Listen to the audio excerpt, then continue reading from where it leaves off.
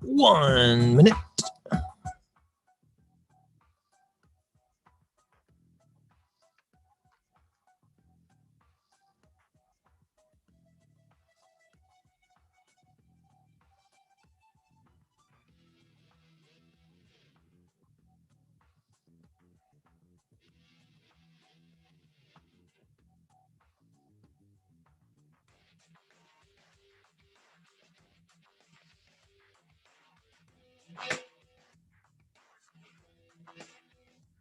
Facebook to see the whole show. You need to go to YouTube. Join us on YouTube. We got the link there. We'd love to see you there.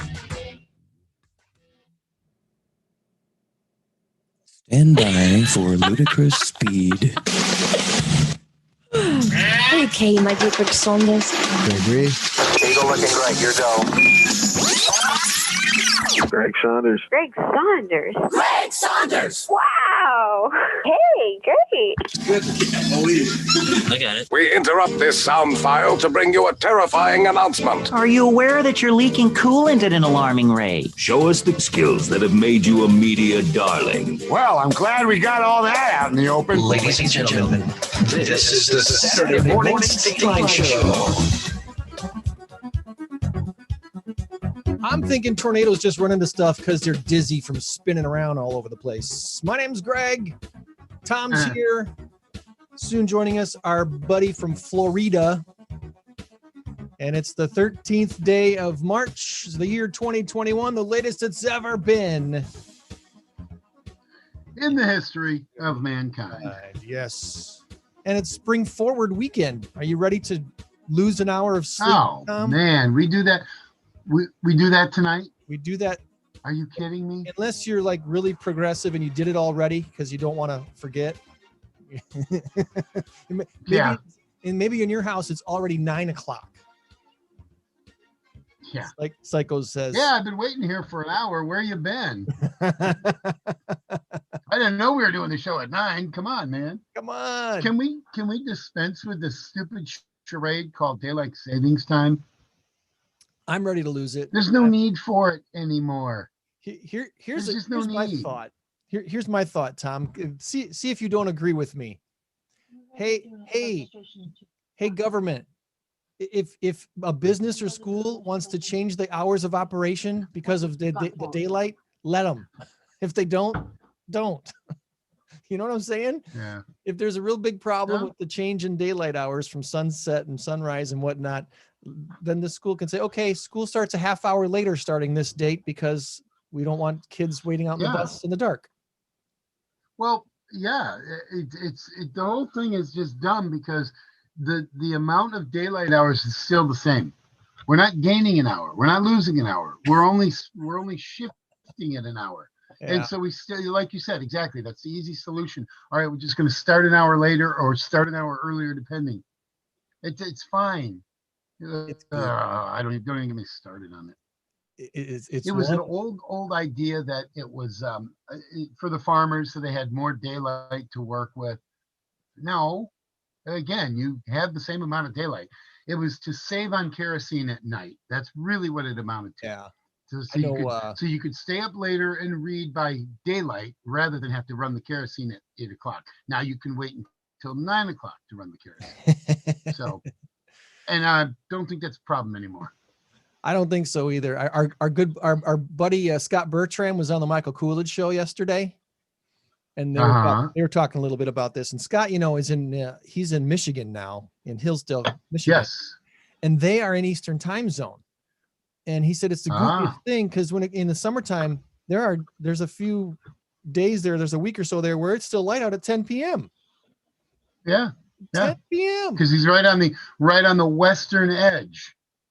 He's I think it's fairly close to the western edge. Yeah. Of Michigan. Am I right on that? Yeah, I think that's what he said. So anyway, let's welcome in our good buddy Corey. I don't know if he's ready to turn his video on where he is at, but he's in the warmer state of Florida, and I don't know where he is. He's trying to log in. It's trying to pop up. While we're waiting, our big number of the week this week. I've got a big number of the week this week for you, and I'm going to show you this here right here. 4.6 billion. Woo! Yes, 4.6 billion. Oh, I know what the answer is. Do you? That's the payout for Jeff Bezos' next wife when they get divorced. Ooh, there you go. Yeah. Good guess. The answer this week is Bazooki or Beeple. And I'm not kidding. What? The answer is Bazooki or Beeple. Beeple. Is it spelled B-E-E-P-L-E or B-E-O-P-L-E? B-E-E. Okay. No, that's Beeple. not like people. It's Beeple. Okay. We'll tell you the answer at the end of the show, but 4.6 billion. I wonder if Corey's having a problem with his video or something. I don't know. It's like, yeah, he's been on before, so it should just pop up, He's been on before. He got the link right because he's in the room. So we'll We'll be chatting with him. So daylight savings time is this weekend. I forget. Does daylight savings time start or end this weekend? I don't remember. It's whatever it is. Starts. One more reason to get rid of it so we can just forget about it. Yeah, forget about it. Just forget about it. We really don't need it. Seriously though, businesses, if they want to change the hour of operations, if schools want to change for the last couple months or whatever of school because of sunrise or sunset times, let them. What's wrong with that? There's nothing wrong with that. Yeah. And there are a couple of states that do not recognize daylight savings time, and that screws everything up too. When I was in my early days of radio, when I was the producer at ROK, we'd have people from California that would be on, and we would constantly have difficulty because, maybe not California, because it was Arizona at the time. I guess Arizona was the real problem. They were all states were problems because there was a time zone issue. Yeah. But because of the fact that there was a daylight savings time issue, certain states, Arizona was one of them, you would have a call that you were supposed to take at 7 o'clock. Well, they're thinking 9 o'clock. By that time, the show's over. So it doesn't even matter, even if they were thinking 8 o'clock, It created such a problem. That pocket in Indiana that doesn't recognize it. Yeah. Yeah. And then there's another one too. I think Indiana is now completely on board with everything, but there's another state. I don't remember what it was. It was a trivia question, as a matter of fact, a couple of months ago. Oh, hey, him and his twin are here. Trying to figure something out. I don't know what's going on there, but he's trying to log in again. Let's see. Corey will start video later. Okay, now maybe he'll start video now. There he is. Boom. Hey. He's in the birdcage again. It's a wonderful thing, technology, when it works right, or is that when the guy who's running it knows what he's doing? Yeah, maybe that's what it is. I apologize. I thought I had everything set up. I was listening to you, and then I could not figure out why it was saying that I needed to unmute my microphone and unmute open up my video. And it's like, I do have that open, but It's all good. We're here. Couple of clicks and you're ready to roll. It's funny because the screen still tells me that your video isn't on. Now there it goes. Now it's back. Okay. There we go. Zoom is. Well, I've been seeing it since Zoom's got, they had so much growth in this last year. They're still having some growing pains with some of the stuff they're trying to do. So it doesn't surprise me when there's a little technical glitch on Zoom. There's so many people using it and they're still doing so much stuff. But anyway, here we are on a Saturday, hanging out like buds on the radio used to do with a reminder. I do have the Facebook stream going, but you're only seeing me because of this technology. I can't stream my YouTube on the Facebook at the same time. So if you're on Facebook and you want to see all of our happy mugs, go on to the YouTube link.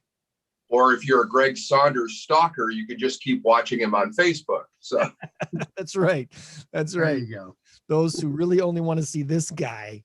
I was okay with the sound quality was okay on the Facebook stream, which is the only reason why I'm doing it again. If the sound quality would have stunk, it wouldn't be worth doing it, but it was okay. So we're still up there. Wanted to real quick before we get into our interesting basketball discussion today. I want to give a quick shout out to Miguel on getting his house under contract yesterday. Showed a great house in Belvedere, and looking forward to getting him and his wife and daughter in their new house here next month. That was exciting. And then Rachel closed on her house this week. Rachel bought her first house in Rockford. And she seems like an artsy kind of a gal. She bought an interesting house, and I really can't wait to see how she makes it her own. So congratulations, Rachel, on your very first Rockford home. At one point this week, guys, our inventory dipped below 300 available homes in the Rockford metro market. Wow. Now, let me just tell you kind of what that means in two different ways. First way, in a healthy Rockford metro market, there's usually between 1,800 and 2,200 homes available to be seen and sold. So roughly about 2,000. So we're about 90% short on a normal, healthy Rockford market for homes available. Wow. That's extreme. Here's the other extreme. In our Keller Williams Realty office here in Loves Park, we've got about 190 agents. Okay. Wow. With about 295 homes to show for just that. And that doesn't include the other brokerages in town, just the Keller Williams Realty Signature agents. There's about 190 of us. So everybody takes basically one home right now and divvies it out.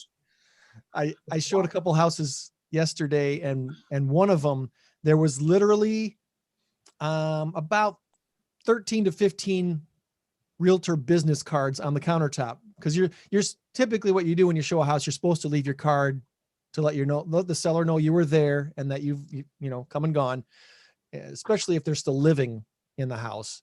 But yeah, so there's all these cards on the countertop, and I'm showing this house again. This is probably the second time I was out with this client, and I told her, I said, well, obviously, this is getting a lot of shows.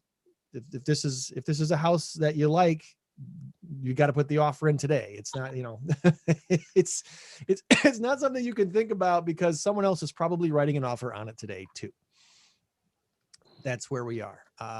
2 years ago, I was probably every offer I wrote, maybe 1 out of 4 or 1 out of 3 was competing with other buyers. Now it's almost 80 or 90% of the offers I write is competing with some other buyer. Wow. So best foot forward, you got one shot usually, and that's it. And that's where real estate is today, all across the country, not just in Rockford. It's all across the country. It's actually a great selling tool for you too. It's like, look, here's the list. There are 300 homes available.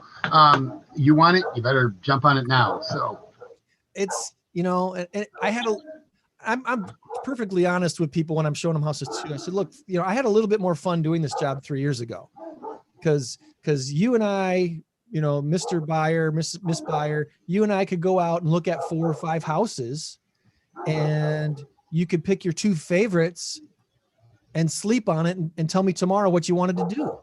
It was very, very low pressure. And now, I mean, I still really don't necessarily feel a lot of pressure, but I do have to inform them, if you love the house, to write the offer now, because it probably won't be here tomorrow. So that's the state of real estate today. One more quick shout out before talking basketball, and that is to our wonderful Sunrise Family Restaurant. You've probably been to that one on North Alpine in Windsor, Tom. Mm-hmm. It's Many a bigger, times. I think I have stock in the place. right? That's a bigger place than most people think. If you haven't had a meal there before, it's a nice big place, and it was booming business last night. We took Mom out for fish, and what an awesome restaurant, Sunrise Family Restaurant. They've got tons of great servers. They're just great food, not too expensive, and we enjoyed our fried fish and baked fish last night at Sunrise. So kudos to them. Before we get into that, Corey, are you rocking a Cub shirt by chance? I do have my Cub shirt on. I'm getting ready for yes. I couldn't see all the way down, and I'm going by the colors. Yes. Yeah, gotta get all set. And before we get going with basketball, gentlemen, my condolences on the end of your football season. It really broke my heart, and I was really taking it hard down here. So I'm sure you were. Yeah. Your season ended a couple of weeks earlier, but that's okay. We won't talk about that. Well, I was having a discussion with somebody recently. Is it harder to not make it to the playoffs hardly ever, or is it harder to make it to the championship game and lose as many times as Green Bay has lost? It's a good question. With Wisconsin sports, the last decade, a lot of getting to the finals before the finals and not making it to the big dance. Right. Yeah, it is a little disheartening. And you look at that game with Tampa, and I don't want to get into that whole thing. We could take 20 minutes on that. Green Bay should have won that game. Now, last year against San Francisco, they flat out got spanked. They flat out lost. But they should have won the Seattle game in 2015, 2014. There have been a few little faux pas. Don't blame it on Aaron Rodgers. Don't blame it on anyone in particular. It just is what happens in sports. One team out coaches another. One team outplays another. It doesn't matter what it is. You just work on it and move forward. And I think Green Bay is going to be back. Tom Brady, he's not going to win another Super Bowl. Wait, didn't we say that a couple of years ago? Yeah, I told my wife, I said I was rooting for Tom Brady to win the Super Bowl because, how often does a 40-year-old man have an opportunity to do something incredible? And since I'm around the same age or not too far advanced from Tom Brady, it's kind of nice to see an old guy get a win. Sure. Absolutely. And, I was secretly rooting for Tom Brady. I really was, just because of the novelty of it. Now he truly is the GOAT. And when Aaron Rodgers gets in his 40s and he wins it with Chicago, hey, I won't have a problem with that. No. You'll have Russell Wilson. And that's a whole nother topic, gentlemen. I could go off on that for probably 20 minutes myself. But Greg, you'd mentioned this new basketball league, and I wanted to talk with you guys about it, get your opinion on it, because I started reading about it last night, and I had taken one point of view, but I wanted to get your guys' thoughts and see what you know about it and what your feelings were. So here's a quick overview for those who haven't seen this yet. And there's nothing completely concrete about it yet, other than that they're doing it. Overtime is a media startup company that focuses on high school sports highlights. I'm not sure how long they've been in business. But you do high school sports highlights. I know a lot of these high school athletes for the last, probably 6 or 8 years have been using different apps and different websites to promote themselves to colleges. Hey, here's my highlight tape from football season in 2016 or whatever. And the coaches can see that if they haven't seen them before, and kind of help judge if they really want to recruit them to their college. I think Overtime is probably something similar to that, but I'm not sure. They did announce here just this last week or so, a basketball league they're calling Overtime Elite. And according to the sports business newsletter Huddle Up, there's 45 million followers across Overtime's social platforms. So they've got a pretty big following, and it's 24/7 type coverage of pro leagues to amateur ranks. And here's what they're offering. Overtime Elite League plans to offer 30 high school players between the ages of 16 and 18 a minimum salary of $100,000, along with health insurance, equity in the league, and cash bonuses. Some of the investors include NBA stars Kevin Durant and Carmelo Anthony. Here's the catch. By playing in the league, the players must forego college and high school ball. So they're not, if they decide to join this league, which who wouldn't, here's $100,000 in healthcare and all this other stuff, coaching and elite NBA guidance into your hopeful future NBA career. The students, I guess you could call them, the high school aged guys that choose to do this will not be able to play in college or in high school. They'll get talent basketball masterclass with former NBA players and coaches. Since 2006, the NBA has banned any prep to pro draftees under the age of 19. LeBron James and Kobe Bryant, I think, were 18 when they were drafted, and that was it. After LeBron, I think they cut it off. The NCAA bars players from making any money off their name or their image or their likeness, which I think is pretty stupid. And that's probably what kind of brought this into fruition, is you got these college players who, especially nowadays on social media, they're getting a huge following. And if you're getting a huge following and you can't make a dime off of it because you're still playing for Duke or Kentucky, or which, by the way, neither team is going to make the tournament this year. Go Badgers. Go Illini. Go Illini. That's right. Yeah. So yeah. It sounds like the NCAA might be changing some of those rules, and that if a league like this pushes them to do that, I guess I'm all for it. What is your thoughts? What is your thought on this, Corey, before Tom jumps in? Oh, guys, when I was reading this last night, I thought, this sounds like a bad idea, that these kids are going to get sucked into this, thinking that this is going to be money that, they're going to be able to grab instantly. And where do they go if they don't end up playing pro ball someday? Is there enough money there that they've made enough that they can go ahead and live off of that for a period of time? Will they take that money and go and get an education once they're not able to play ball anymore? That's another thing. I don't know. And as far as being a league that makes money, I'm impressed by the number of athletes and coaches that have talked about getting involved with this and have gotten involved. I think that's pretty impressive.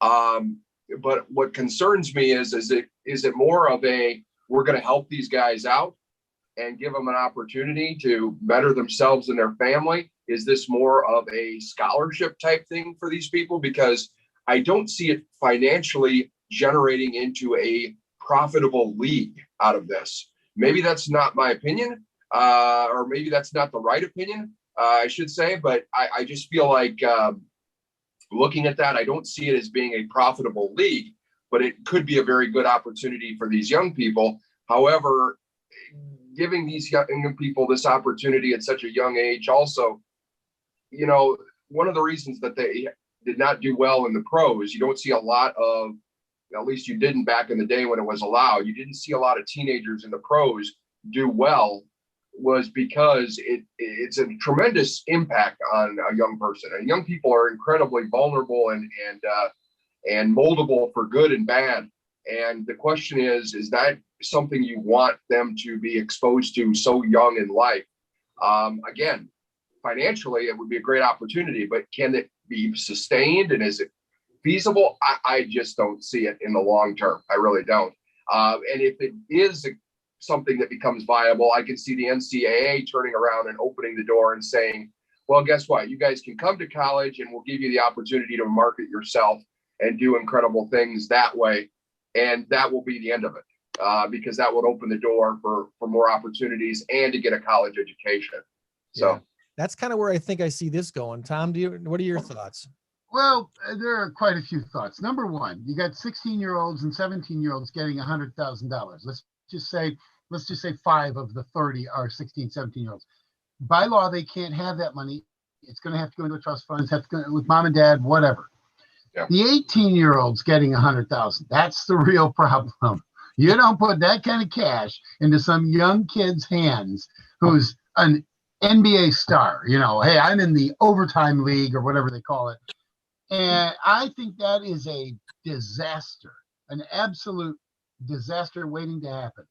Now, the part I like about it is that some of these kids weren't going to go to college anyway. Some of these kids, let's face it, we're going to probably just end up on the streets because they have no mentorship, they have no life, they have no whatever they're missing in life. And that doesn't even describe just basketball players. It describes kids in general.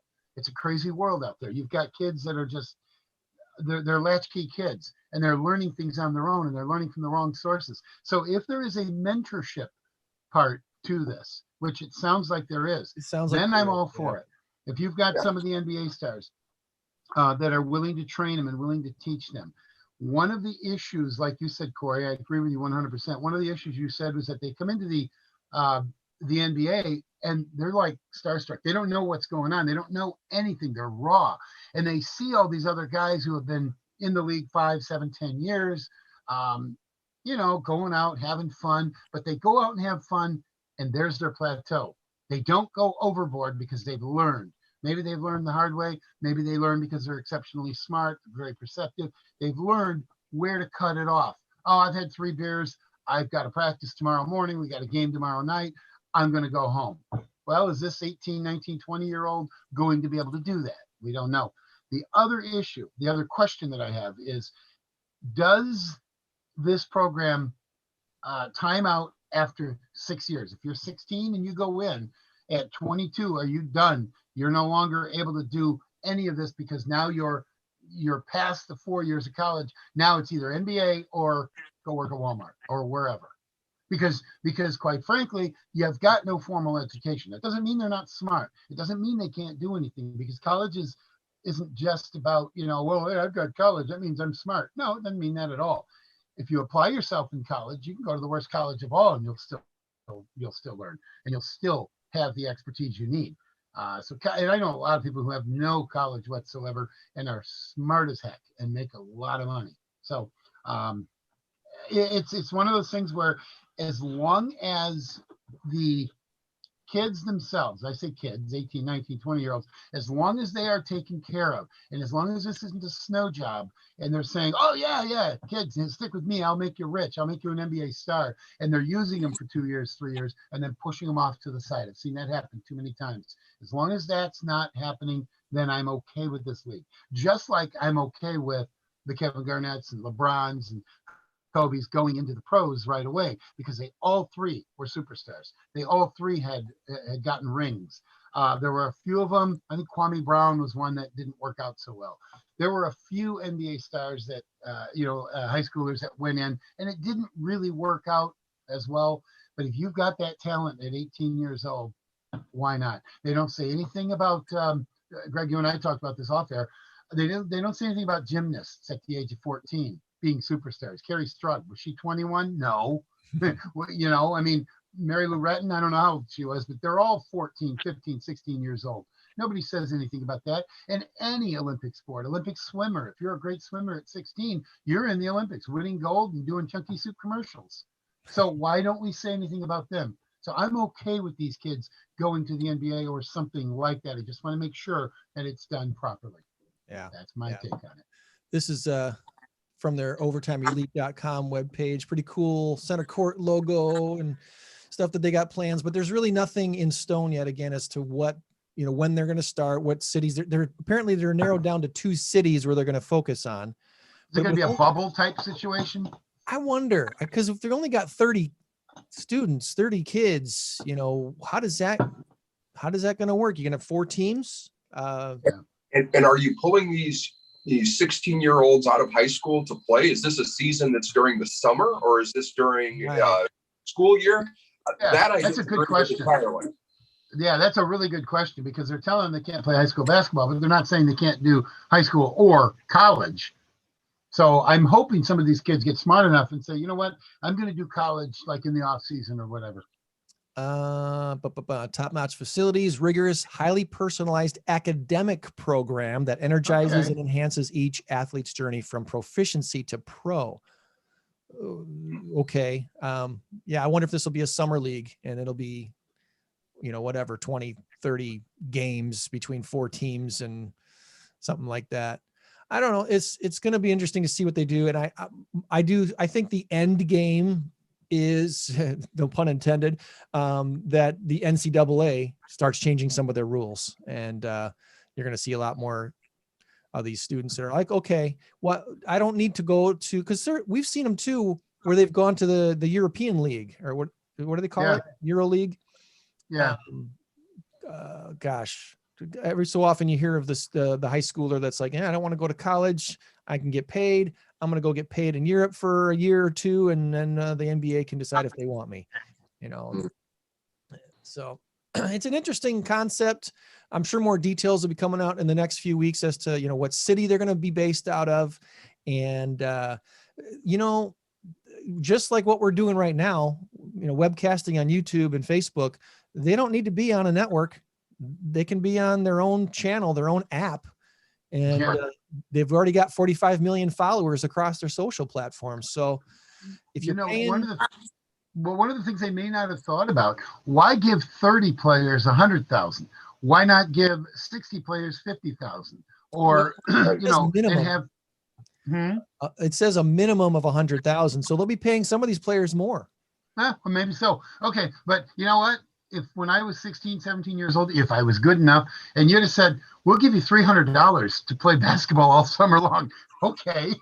Right. Yeah. You mean, because I used to play basketball every day out behind my garage down at the park. Yeah. $300? Are you kidding me? if these are guaranteed, where, okay, they're forfeiting their college opportunity to play ball in college, but they're going to give them, if I read correctly, $100,000 to go to college. I'm okay with that. $100,000 toward college, as long as they're, using it for college. I hope that they do. I want to see these young people not only do well athletically, but scholastically. They've got to have something to do when they're 40, 45 years old.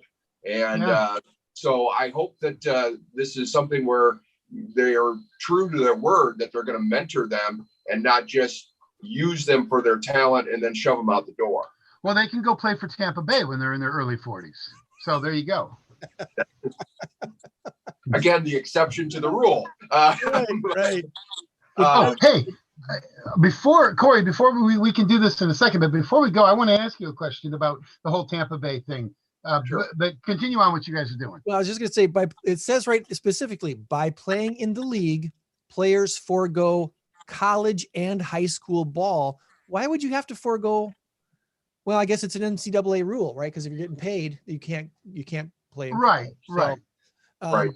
I don't know. It's an interesting thing. And if they're taking the best of the best, I don't think it hurts high school basketball.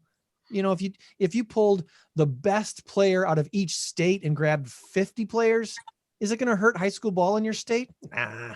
Not at all. Not at all.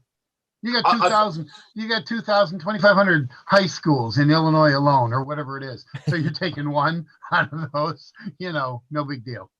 I've watched a lot of basketball over the last decade, and well, a lot longer than that, but I look at it this way. Basketball is a fun sport to watch as a team sport, and it can be entertaining just by watching a team work together and watch that, the pass the ball and move the ball.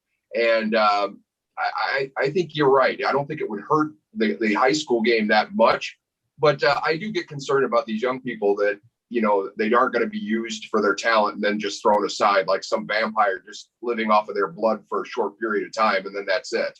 But I'm interested to see what happens. I do think this is going to force the NCAA's hand and make some changes. They may not pay them to play in college, but they may allow them opportunities to make money off their name and their likeness, which I don't see anything wrong with that. If they're helping to promote the college and doing everything, I don't see any reason they shouldn't be able to make a little money on the side that way. No, if a sneaker company wants to pay them to wear their shoes, obviously some colleges have deals with companies that they have to honor and stuff like that. But yeah, I mean, whatever a guy can do to make a few bucks, as long as he's not interfering with the team, why not? Why not? What's the difference between, making money off a shoe contract or going and working at the fast food restaurant down the road from the school and making bucks on the side? He's making bucks on the side, and it's not affecting his college. It's not affecting what he's doing. Now if there's something that he's doing that is detrimental to the school and they feel that's a problem, I would say, okay, they may have a right to change something, but I don't see that with most of what these young men want to do, and young women. They want an opportunity to make a little extra money, and I don't see anything wrong with that. No, me neither. All right. Well, hey, before we let Corey go, let's quick baseball. And I think Tom had a question for you too about Tampa Bay or something. But what was that, Tom? Okay, Corey, down in the state of Florida, how has the Tampa Bay Super Bowl win been received in Jacksonville, especially? Just maybe the whole state of Florida. Do you have like some of your Jacksonville friends going, "Oh my God, yeah, I'm a Buccaneers fan now"? Are they homers, or are they what? You know what they're talking about down here? Urban Meyer is what they're talking about down here. They're talking about rebuilding the Jaguars and the opportunities that they have down here. And I think that's the main focus in Jacksonville. I think there's a lot of positive feeling toward the fact that, we got a Super Bowl champion in the state of Florida. But you don't hear as much about it here. You hear more about Urban Meyer and what he's doing. And I'll be very interested to see what they do in the draft coming up and how all that plays out. But it's not as overwhelming in the northern part of Florida as it is probably as you get down toward Clearwater or St. Pete. I get a few more Tampa fans down that way. So, I was just kind of curious, but two thoughts come to mind. Number one, you guys, Jacksonville, you were in the AFC Championship game just a couple of years ago. So the pedigree is there. The team is there. Not a lot has changed, except the most important part, the head coach. You now have a head coach who has championship pedigree. You've also got, in my opinion, James Robinson, Rockford's very own, better than Leonard Fournette. A much more versatile back, a little smaller, a little better, I think. I think they upgraded big time there. And then you're going to get a great quarterback. I'll be curious to see how that all shakes out. And then the fan base down here is very hungry for a winner. Absolutely, yeah. And I think what they'll see is if they can start winning in the next couple of years, you'll see more of a push in Jacksonville. There was a point where Jacksonville, they thought they were going to lose the Jaguars, that they may move to London. That was a rumor. But if they can start winning and keep the fans excited here and the momentum going, I could see them going for a new stadium, doing all kinds of things down here in Jacksonville. And I've been to TIAA Stadium here in Jacksonville. It's a nice facility, but in September and October, there is not a very cool place unless you're playing a night game in that stadium. So I like 180 degrees or something. Yeah. You talk about an outdoor oven. That's basically what you got. And so I can see that being something going forward where they'll talk about that. But that's the main topic here in Northern Florida is what are the Jaguars going to do and how quickly they can turn things around and make a run. So.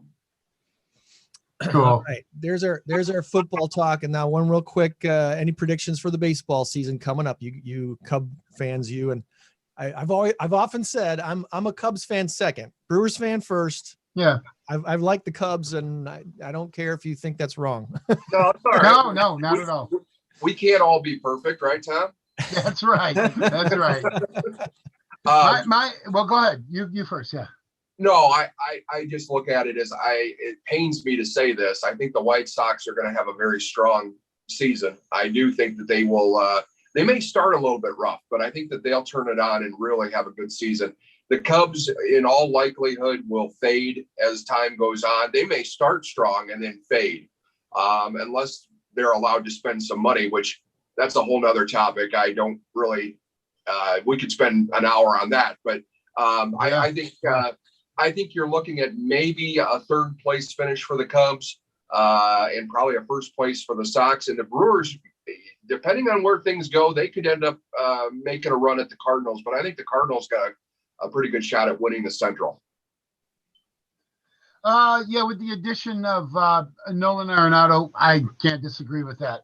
The only thing I will disagree with, I think the Cubs can still win that division.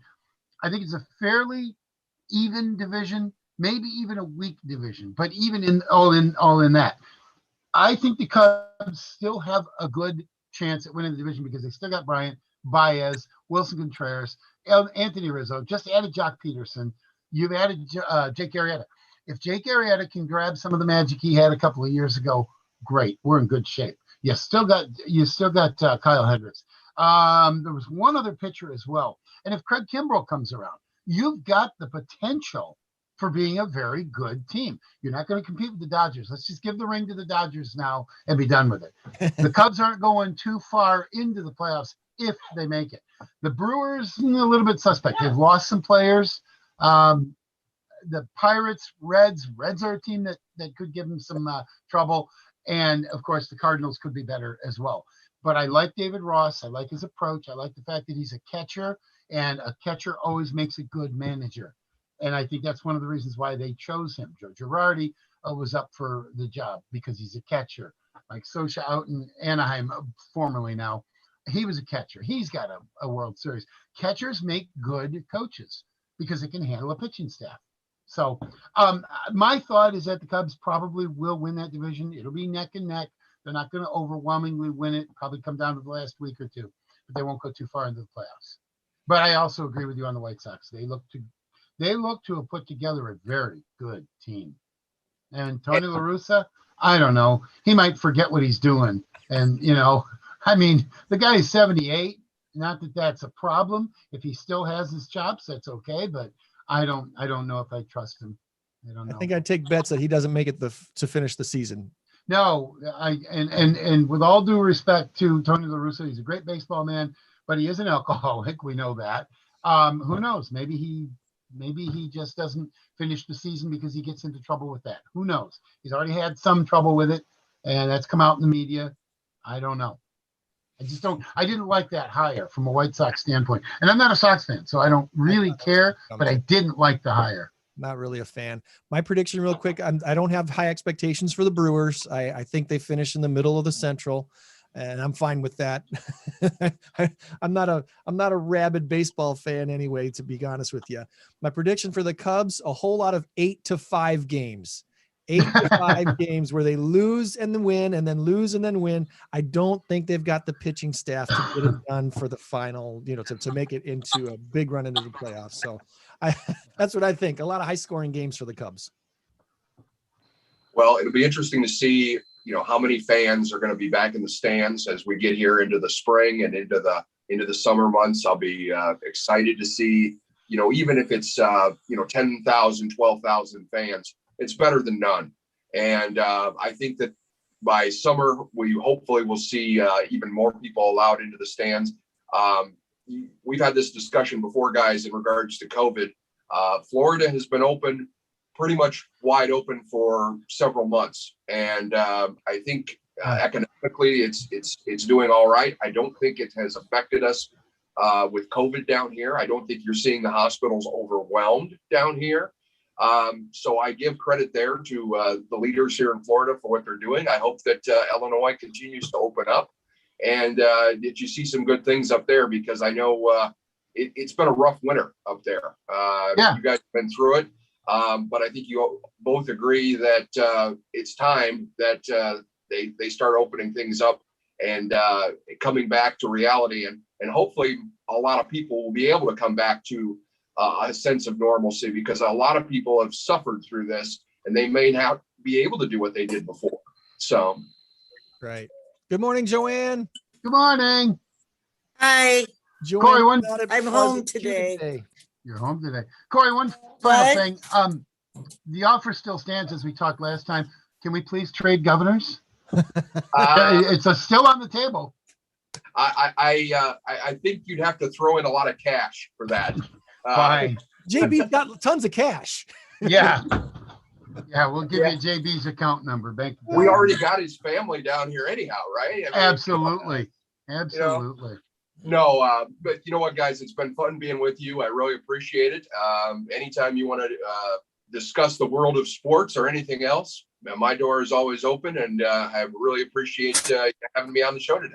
Yeah, we'll get you back on this summer once the baseball season, once we know who's going to be the top dog. And if we get back into the radio part of this, and I resume the sports show that I did before Greg's in my show, Corey, I'd love to have you on as a guest, just to talk some baseball, some football. So, yeah, I appreciate that very much. Really do. All right.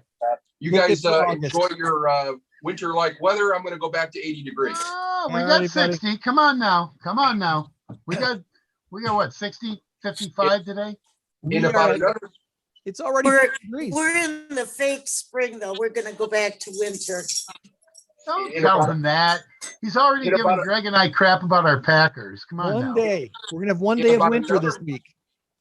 In about another month, I'm going to be envying you guys because I will be baking. So yeah, that's true. But thanks again, guys. I really appreciate it. I'll let you go. Joann is waiting in the wings here. All right. Thank you for your niece down there in Florida. Corey. Former Rockfordian. Yeah, we've got 40 degrees, and we have a high today of probably going to touch 60. We're probably going to touch 60 degrees today. Lots of sunshine. Should be a beautiful Saturday. Cloudy for us a little bit tomorrow, but a high of 47. And then Monday, a wintry mix. One more shot of winter on Monday, high of 36, but the low only 30. So that's not bad. We're going to be fine. Whatever snow we get on Monday, it's not going to last very long. So no, we will take it. Got a few interesting things to share with you today on our SMS info. I'm going to try something else new real quick. If I share the screen this way, let's see what that looks like. That's kind of fun, huh? That might work. SMS info time, ladies and gentlemen. Okay. If you are spring cleaning, think of Rock House Kids, please. They're again going to have their big rummage sale fundraiser later this spring. We'll tell you the dates when they announce them. If you have any items that you'd like to donate, you can drop them off to Rock House Kids Monday through Friday between 9 and 3. They're on 7th Street, just north of Broadway, 1325 7th Street in Rockford. Last year, their Rock House Kids spring rummage sale raised a bunch of money for them. They do such good work for the area. So please, please, please support Rock House Kids if at all possible. You may or may not have heard that Starlight Theater has announced their season this year is on. It's filled with murder plots, investigation, hilarity, exploration, hope, intrigue, and ridiculous amounts of fun. I said that all in one breath. You should be impressed.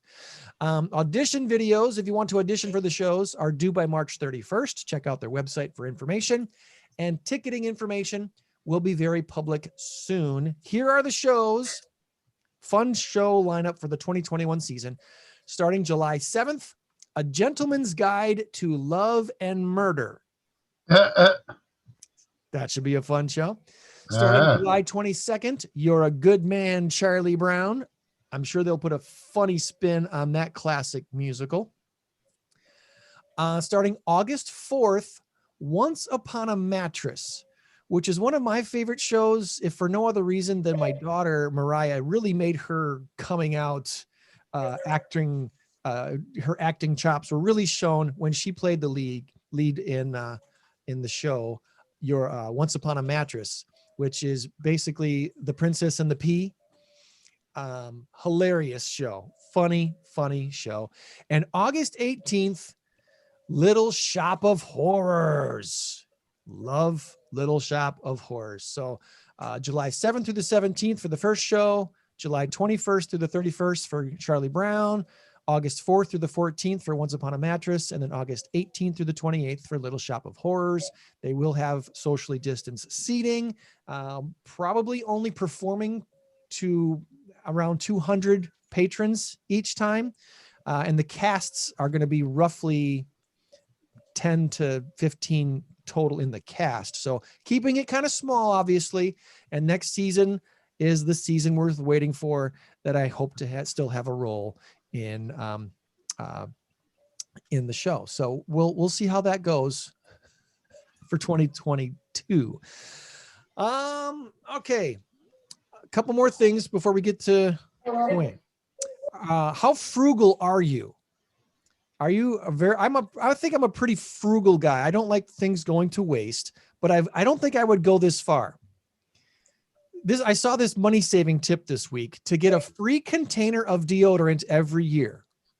Next time you're down to the bottom of your deodorant, take out a small knife or a toothpick or something and get all the rest of the deodorant out of the bottom and put it in a little jar. And do that each time you get to the bottom until your jar starts to get full of deodorant. And then you can, when you got enough scraps, you can fill up an empty container of deodorant, kind of warm it up a little bit, maybe melt it down just quickly, slightly in a microwave, and boom, you've got a new stick of deodorant. It's just kind of weird and somehow unsanitary. I don't know. That's extreme frugality right there. But I wouldn't knock you if you did it. I wouldn't knock you if you did it. I don't think that's a bad idea. I just thought that was a very interesting frugal idea. Not for Tom me. told us last week what he does to his peanut butter jars. Oh yeah, keeps the dog entertained for hours. I let my dog clean out the bottom, the peanut butter jar, and it's a big old jar, and he'll sit in there in the back bedroom, toy room, whatever, and he'll just lick, and he'll clean it out. It'll take him about an hour and a half. He won't let up. He's not ADD like his dad, that's for sure. He'll stick with that until it's done. Till it's gone. So there's a money saving tip for you today. And then we can reuse the peanut butter jars. There you go. Then he reuses them. I do. I put money in them. I put pens in them. There you go. That works. Yeah, absolutely. You've heard about Elon Musk and his SpaceX program. He's launching all these satellites to basically form a constellation of internet beaming Starlink satellites. The Starlink, when it's all finished, is expected to cost about a little over $10 billion. And according to Elon Musk, he says that'll bring in about $30 billion per year, which is 10 times the revenue of SpaceX's rocket division that could then fund trips to Mars. Of course, some people are not real happy with Elon Musk because he says they say that they're putting junk up in the sky, too much stuff in the sky. But I don't know. It's kind of cool. Universe is kind of endless, isn't it? I mean, really, is that a worthwhile complaint? I don't know. That's like, I don't like the way you tie your shoes. It's making me mad. I'm going to call my lawyer. Come on. Come on. That's not a worthwhile argument, I don't think. Nintendo, they've got some big plans in store. They recently reported an operating profit of 229.7 billion yen, which is about $2.2 billion, well above what analysts were expecting. Nintendo still looking to diversify. Digital sales accounted for 41% of their software sales last year, 105% growth over the year before.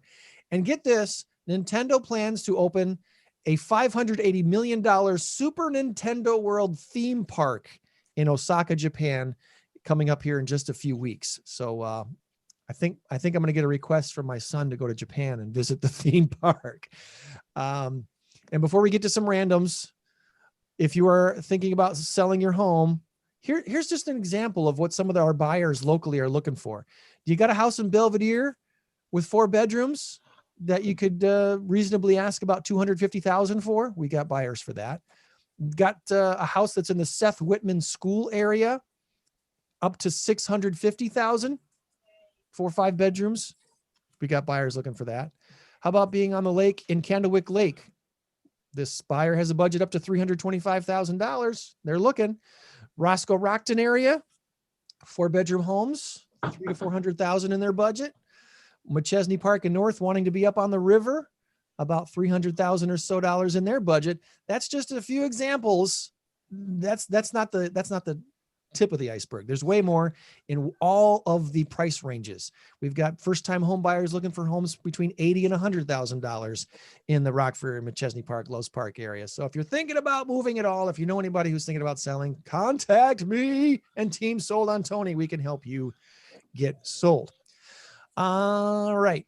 It was 9 years ago, guys, 9 years ago that I put up my very first home studio. And don't be jealous when I show you the picture. How pretty is that? Nice. There's the home studio from 9 years ago. A couple of old school monitors, a laptop. I'm still using the same desk and microphone. But yeah, that came up on my memories today. 9 years ago today, got my studio going. Now I'm actually using it. Yahoo News, they put up a pretty awesome retrospective of March 11th, 2020, the day that marked the start of COVID. If you haven't seen that yet, that's something you might want to check out. Disney Plus has announced it has hit 100 million subscribers. It only took them 16 months to get 100 million subscribers to Disney Plus. Daylight saving time begins this weekend. Scientists say it could take us up to 2 weeks to recover from the effects of our shifting clocks. Again, stop it already. Just stick with one, leave it there. Let schools and businesses change their schedules if they need to do that. And one more, March is National Dog Lovers Month. Jorge, yeah. You, buddy. Jorge likes that. 14% of dog owners have a social media account strictly for their dog. And if dog owners had to choose between their dog or keeping their smartphone, 55% would choose their dog. So happy National Dog Lovers Month. Jorge and Veda and Max and what's your other dog? Mine? Yeah. Or hers? My dogs, Bailey, Bella, Rambe, and Jorge.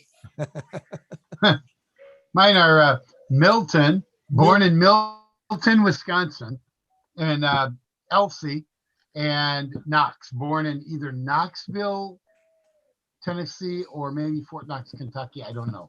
But it was named after where he was born. So awesome. Well, that's our randoms for this week. Obviously, you're not at Pause HQ today, Joann. And no Veda. Not too much. I'm home today. Not feeling real well, so trying to recuperate from. Don't tell Tom I had my shot on Wednesday. Okay. So no, I don't begrudge anybody a shot. It's okay. No, cool. Don't start. I'm just not going to get one. I will tell you. I do have something about Pause coming up. Okay, good. They just announced to save the date on June 24th. They're having a golf outing with Noah's Ark. It's our first joint outing, and hopefully we'll make some little money since we missed out on Furball. But it's June 24th. I thought they had a rain date, but it wasn't listed. It's at Montecito Golf Course, and the start time is at 12 o'clock, and it's called For the Love of Animals. FORE, for I love it. A play on golfing. For the love of is it a Saturday, Joann? No, it actually is a Thursday. That works for me. Greg, you in? I would hope to be. I don't think I can. I don't think I can that date. Can you golf, Joann? If it was a week, they don't let me on I might be able to on the greens. They don't let you on the greens. Why? What happened? You can. I used to golf, but I could. That's right. I forgot about the incident. Yes. Okay. She'll never be the same. We don't talk about it on the air. Yeah. Right. Same. Okay. People are going, what happened? I wonder. Oh, I got to find out what happened. No, nothing happened. We have to have a few secrets. It was in Rockford a long time ago. Oh, You do so not something mix did happen. carts and drinking. And don't you know that? Wow. We have a score of 8-8, ladies and 8 to gentlemen. 8. It's 8. Okay. Yeah. Our big number of the week this week is 4.6 billion. That's 4.6 billion. Right on. The answer this week is bazooki or beeple. Bazooki. What's the other one? Beeple. B-E-E-P-L-E. Beeple with a P. Beeple. Beeple. B-E-E-P-L-E. So, Never heard of either of the two. bazooki or beeple. What is your guess? 3, 2, 1. Bazooki. Bazooki. Oh, you're both going for bazooki. All right. Well, $4.6 billion is what David Bedzuki is worth. Yeah. He's the CEO and founder So we- of Roblox. How about that? All right. So Roblox is an online game platform and game creation system that allows users to program games and play games created by other users. It went public on Wednesday. It's now valued at $38 billion, and Bazooki is worth $4.6 billion. Pretty good gig right there. I've never been on that platform. We're 1 point closer to going out for breakfast. We are 1 point closer. It's now 9-9. That's right. 9-9. Maybe we'll just tie and we'll all go out for breakfast and Probably there is all no gonna have to go winner out. or anything. So aren't either one of you curious about Beeple? No, we only Okay, care fine. about winning. Yeah, that's right. That's right. Yeah, what is Beeple? I'm the link isn't going to work. I'm not going to be able to show it to you, I guess. Oh, well, Beeple is a digital artist, and he sold a digital art NFT, a non-fungible token called 5,000 days for $69.3 million this week at Christie's auction house. Have you heard about NFTs, non-fundable tokens? No. The only reason most people have heard about them these days is because the NBA is selling those highlight clips. I forget what they call them, but an NBA video clip of LeBron James dunking on a guy sold for like $2 million or something like that. And they're selling these like playing. I'll just watch ESPN. I know, Yeah. right? But they're selling them like playing cards, so you can own the video. I don't know how you make money off of it, but you can own the video. And yeah, you and 100,000 other people. I don't know how. I don't know how it works. I guess it's similar to blockchain. The piece of art called Every Days, the first 5,000 days, showcases 5,000 pieces of digital art that Beeple made each day over those number of days. The bidding started 2 weeks ago at $100. In the final 3 minutes, it went from $15 million to $69.3 million, according to Forbes.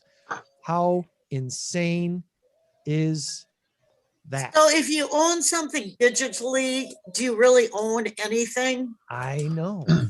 Yeah, It's that's the right. blockchain thing. If you own blockchain and you bought it, 2 years ago for $50, it's now worth hundreds of thousands of dollars. I'd sell. That's my advice. If you've got it, sell it. But I don't know. We'll see. It could turn into something kind of cool, like trading cards was in the 80s and 90s, Tom. 70s, man. 70s. When I got all mine. I think if I check my notes, that wraps things up for us this week. We've gone a little bit over, but just by a couple minutes. So, anywho. I did send a picture of a cat. It's Persian, but I just stole it off the internet. It's a cat at paws, though. It's a cat at paws. We're going to share that on our Facebook It's a page as digital always. cat. And on June, you said June 24th for the golf outing, right? is the golf outing. But it's kind of exciting because we're doing it with Noah's Ark, and it's kind of well, we've done other things with Noah's Ark. I can't say it's the first, but it's the first fundraising endeavor. Okay. Well, remember, you change the world when you help one person. So be a blessing to someone today. We'll try to do the same and meet you back here next week for another Saturday morning Stateline show. Tom, Joann, you guys are awesome. Have a great week. You too. Bye-bye. Bye, y'all. Bye.